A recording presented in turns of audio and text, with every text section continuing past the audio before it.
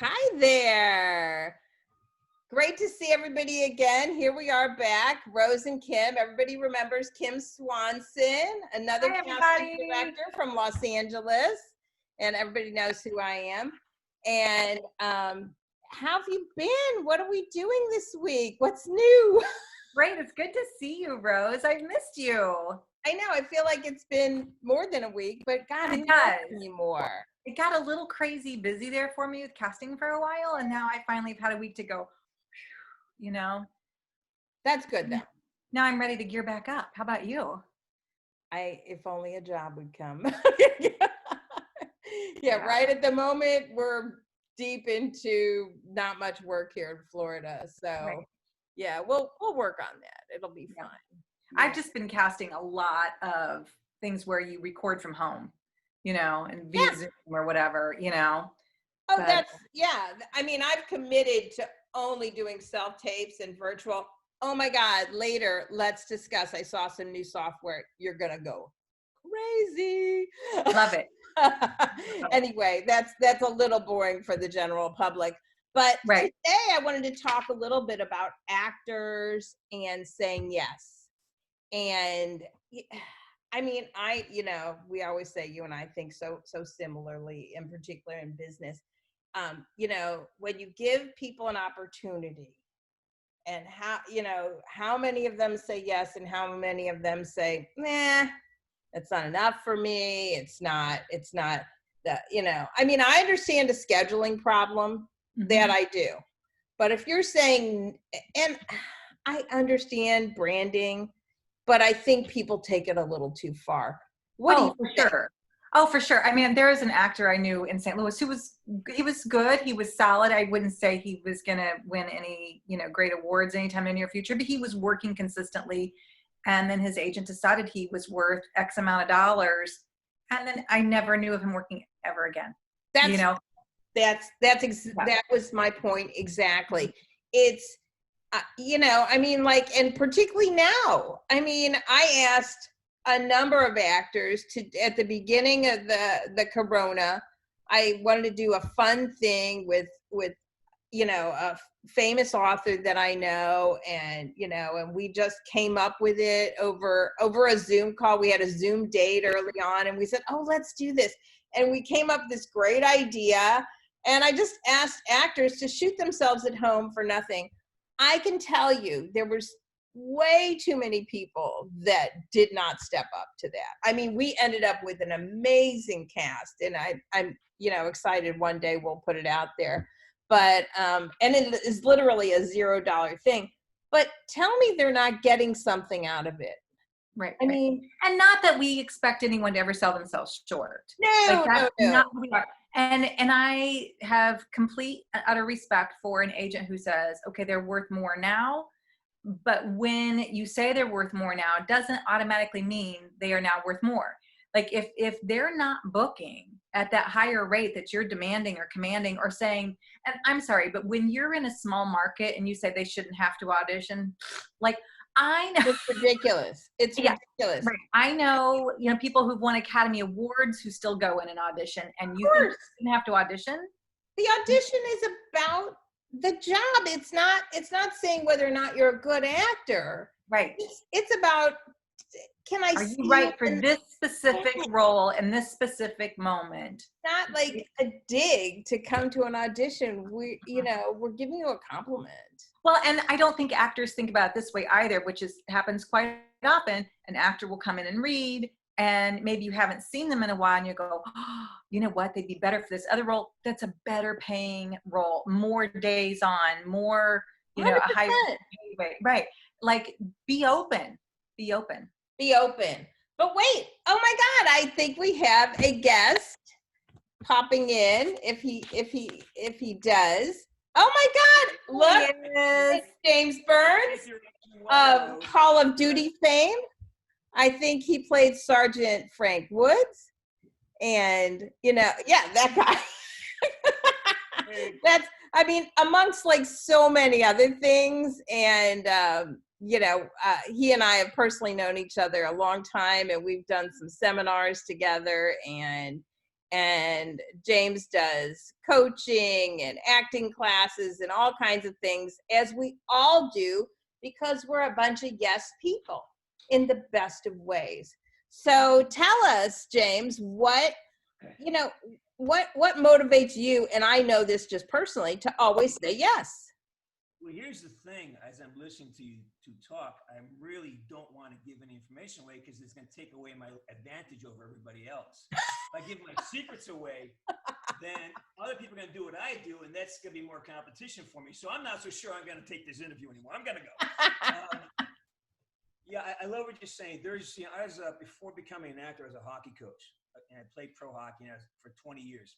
And my biggest argument I have with kids, I call pouting, and that means when someone comes in, takes a shot, and they don't make the goal, they'll get angry and slam their stick, and they're angry they didn't get what they wanted. But what happens, you let the rest of the team down because you have a responsibility after that play. You got to move on to the next thing. And so I've always been about what is your job? Do your job. Find your place and do your job. I love that. I love that. When I started acting, I really took the lessons of a hockey coach and applied them to myself. And what 3 pillars of success: preparation, recon, and execution. Right? Recon is finding opportunity. So when I apply those to the industry, the only way to achieve this is by getting yourself in the mix. And here's another thing ahead. You don't know what you don't know until you don't know it. And that means you've got to be in a circumstance where you fail. You've got to be allowed to fail. And sometimes, you get on a Tom Hanks movie and you fail. It's catastrophic. You go into a casting office and you're not really ready. It's catastrophic. It's not, the first impression is, oh, they're not ready. And that's how they're going to see you until it takes more work to raise a D than it does to lower an A, right? So that's how I've always seen it.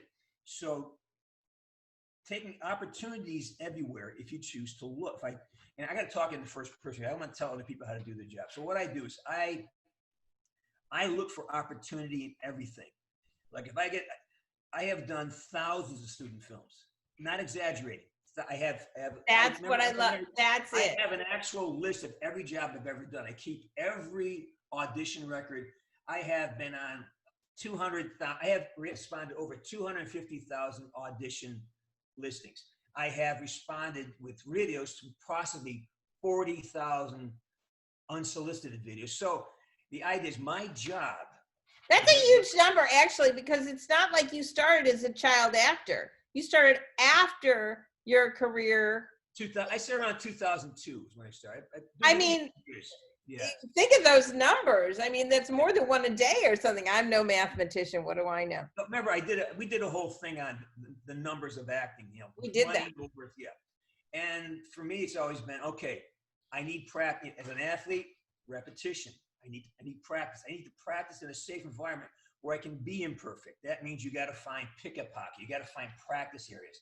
And what better place to practice where there's enough pressure to do well, but it's not going to cost you a student film or a small production or something that they're learning too. So the expectation isn't, you get on a show like Hawaii Five-0 or Burnos. I've done a lot of television, and it's like, you got to nail this thing in 1 or 2 takes. You're not the star. You got to nail it first time through.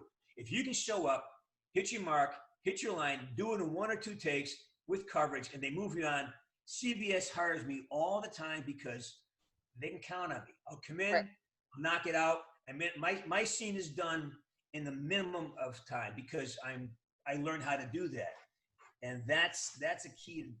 You get that skill by a repetition. Like I said, thousands and thousands of failures in projects that aren't really consequential because we're all there learning.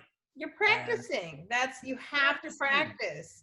And people think they're just hitting it out of the gate, and it's ridiculous. Yeah. As far as auditions go, and I said to you two before, I have a lot of compassion and empathy for casting directors. Your job is hard because you're looking for work too. You're always trying to find jobs, and there's a lot you can't control. And to come into an office and not be spectacular is a sin. I can't walk in an office and I'm not going to submit a take that's not spot perfect. Read the directions. If you say frame head up, it's simple. Do what like you told me, push a button. I push a button.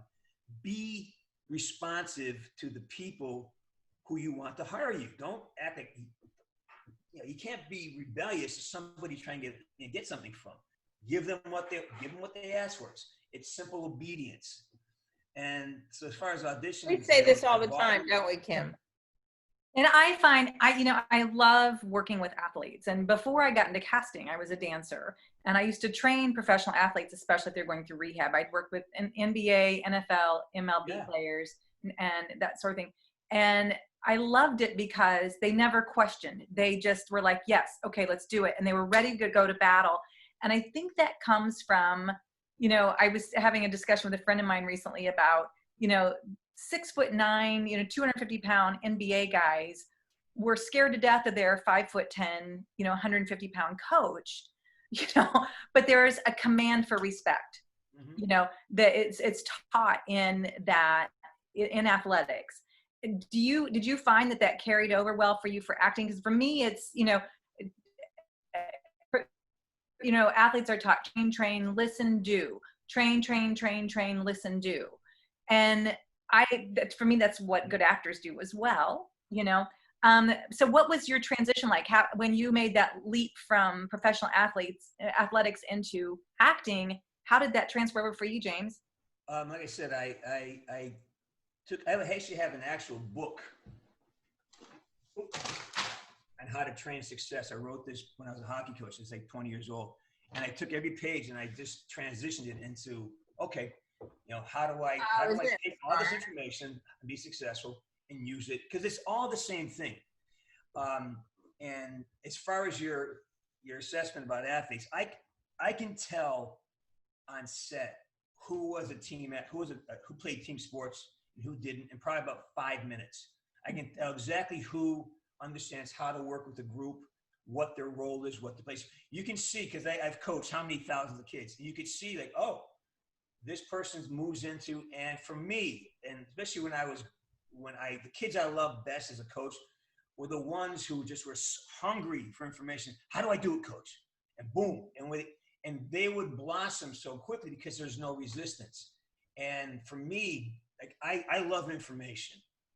I love direction. What do you want me to do? How do I do it? Okay, tell me. Let's play. How do I make this work?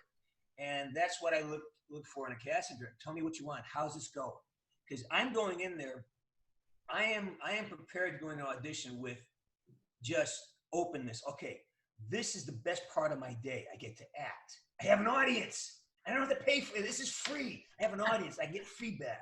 So if I walk in there, if my goal is to just have this awesome, fully realized experience, I win. Yeah. If I walk in and I fully express what I need, I make a connection, and I'm done, then I'm successful.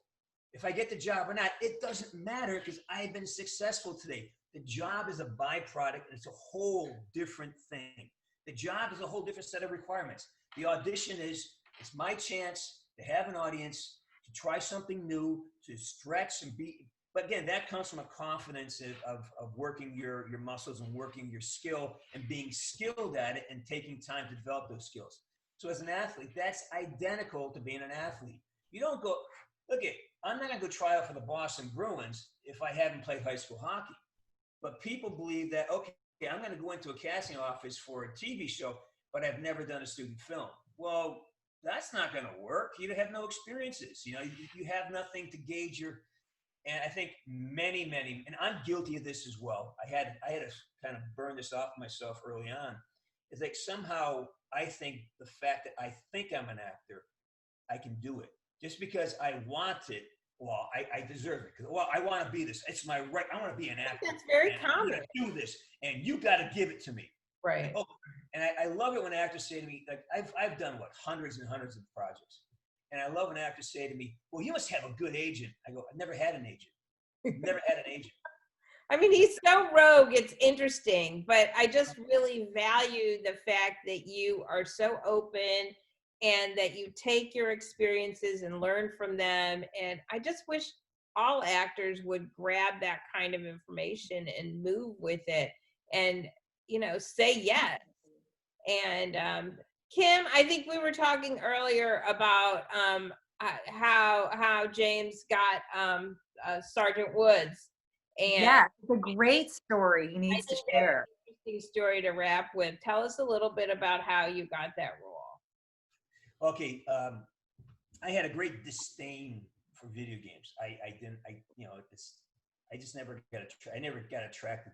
So I did a film with it's called September 12th. The cast, what's it called? The Stunt Court, and I hit it off. It's military. I do a lot. Look, I do military roles. That's my brand. So go with what you're good at.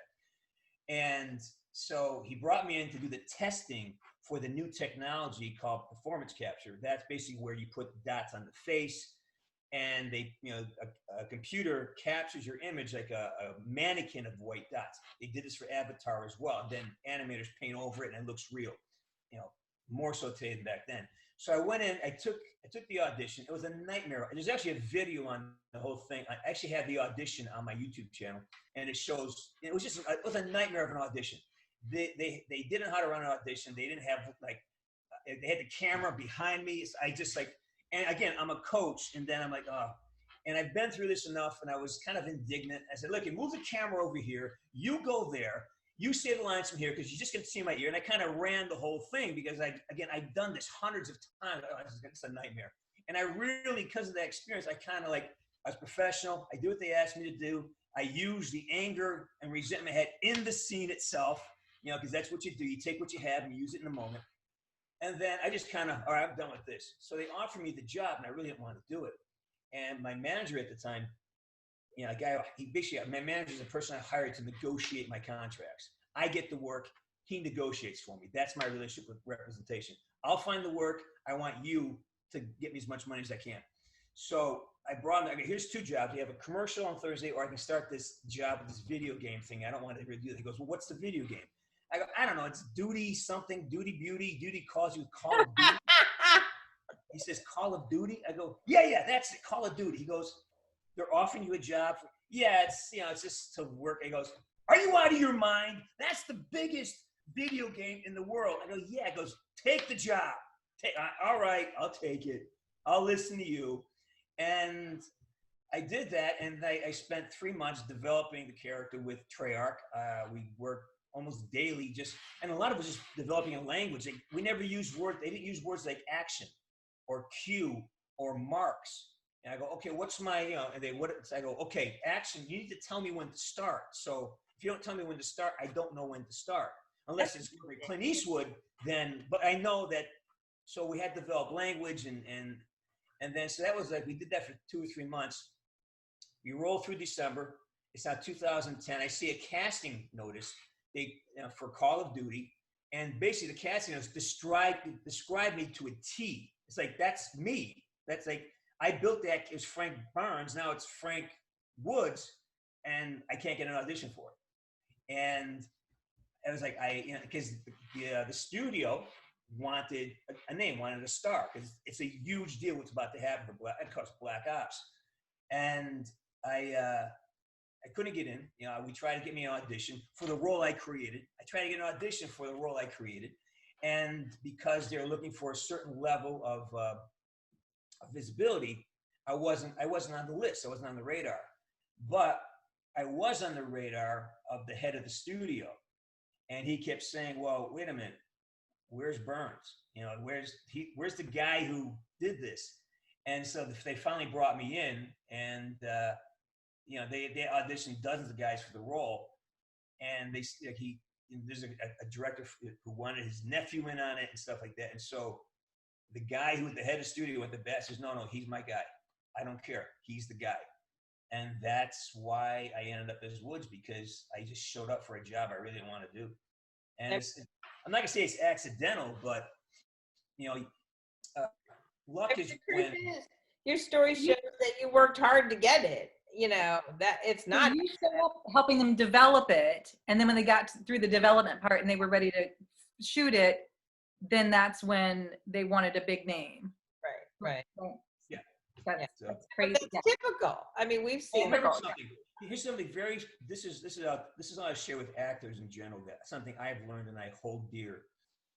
You only get paid for two things as an actor. Two reasons why you get paid.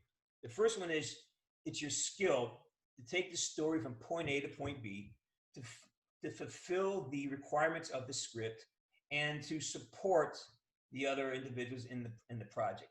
So if you do that well, if you're skilled at that, you can make a living.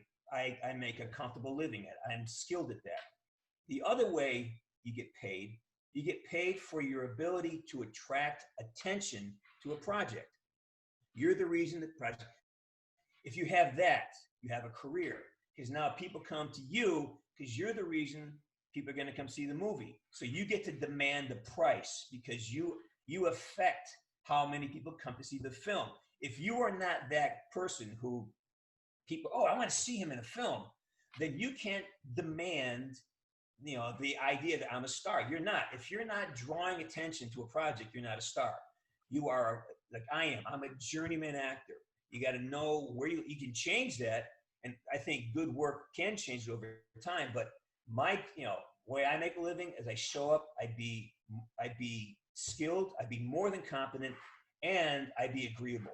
I do what I'm asked. Even if I hate certain lines, hey, okay, I'll do it the way you want me to do it, because it's your, even if the line is stupid and doesn't work, I'm going to do that for you. You're going to ask me to do that. I will do what you want me to do. That's it. Because Approach I'm being it as a paid. job. It's I'm a being paid to be, I'm being paid to say this line when it belongs in the script. Right. Now, there are times if you're in a situation where you're allowed freedoms. Like I was allowed a lot of freedom with Call of Duty.